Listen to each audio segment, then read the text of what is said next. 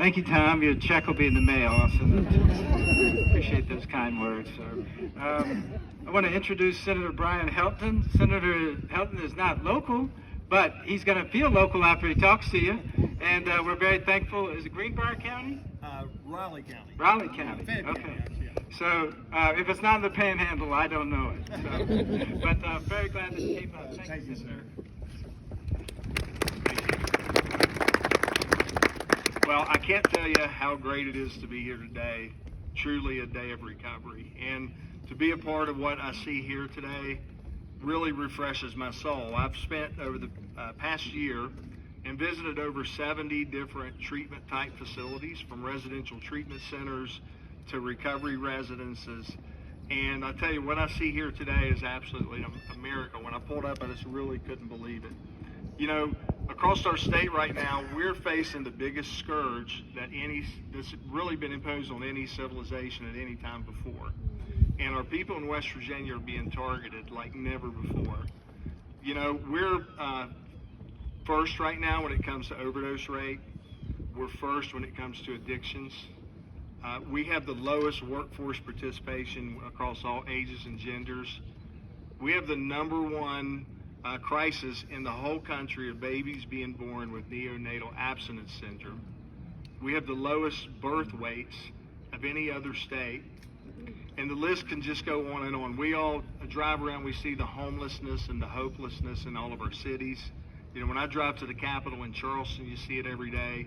You go to Morgantown or Beckley or Huntington or Parkersburg. It's really a crisis like has never happened before in our nation. But this today represents a chance at recovery and a chance at hope. And what you see here today are what we need more of in our state, which are certified long-term recovery residences. Places that heal the soul, places that involve people in community, that are focused on the spiritual aspect and the whole growth of the entire person. You know, being able to live a life again is one of the most difficult things for those that are addicted. And I venture to say everyone here today has been touched by this. I know I have in my family.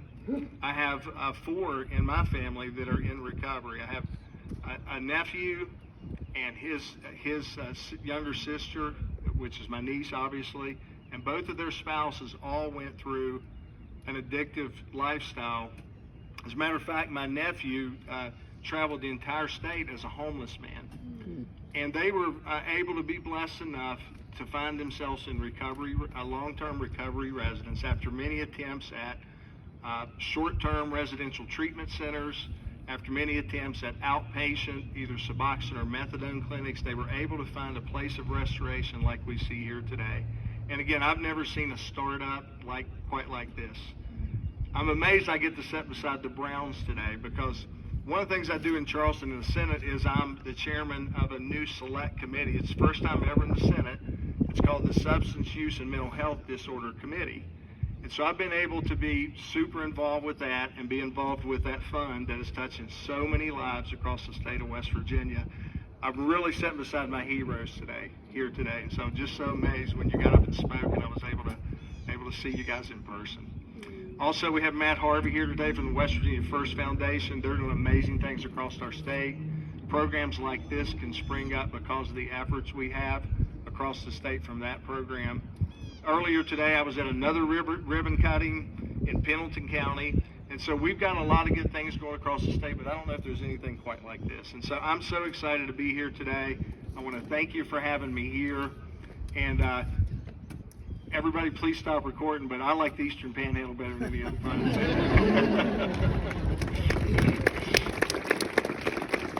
But please delete that footage before it gets back to the southern part. And you guys can tell where I'm from by my accent, I'm sure. But I'll tell you what, everyone's been so welcoming. I feel so blessed to be here today. I get to visit with Albacare tomorrow, some of the pregnancy centers in the area. This year in the state Senate, we were able to accomplish so much with so many different initiatives going on. We were able to pass through our Senate a residential treatment program that really recognizes recovery residents as the preeminent way to serve people in our state. We were able to get through our Senate integrated care model that will affect our residential treatment centers. Our Mothers and Babies program was able to be fully funded this year at $3 million. We have across the state a great program called Birth to Three that deals with children who are born and have developmental problems. We were able to get all those workers for the first time in 20 years a pay increase. So there's a lot of good things happening in West Virginia. I'm happy to be a part of that. Senator Patricia Rucker is our leader up there, so she tells me I have to do what she says, and so that's what I do. And your Senator Tom Willis is officially called the big dog at the West Virginia State Senate. So guys, thanks so much for having me. I really appreciate it, and looking forward to the great things coming from this program right here. Thank you.